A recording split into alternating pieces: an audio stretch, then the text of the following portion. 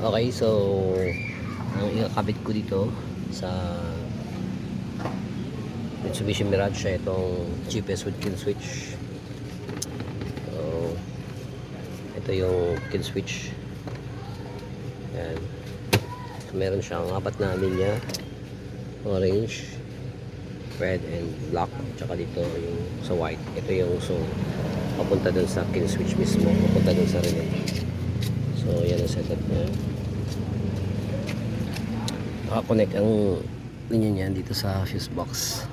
Diyan yan sa accessories. Ito yan ang fuse niya. Yung red, ito yung recta na supply. Dito yan. So sa ibang kill switch na GPS, meron na siyang kasamang ganito na fuse holder. So dito siya. Ito yung wire nya. Ito na yung module.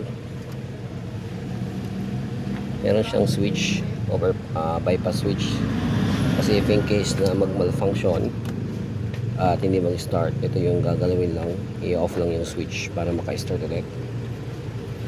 And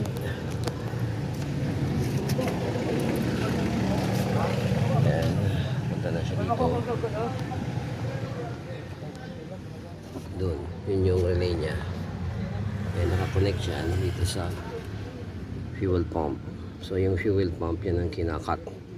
Once na i-kill switch dun sa mobile, dun sa platform, mag-activate yan na relay at magkakat off yung linya ng fuel pump.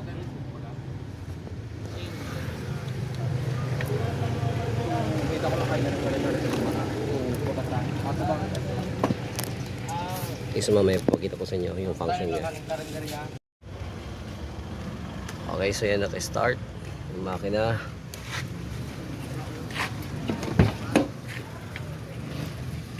So ito yung relay. So tingnan natin kung mamatay yan pag kinan-switch dun sa platform. Start.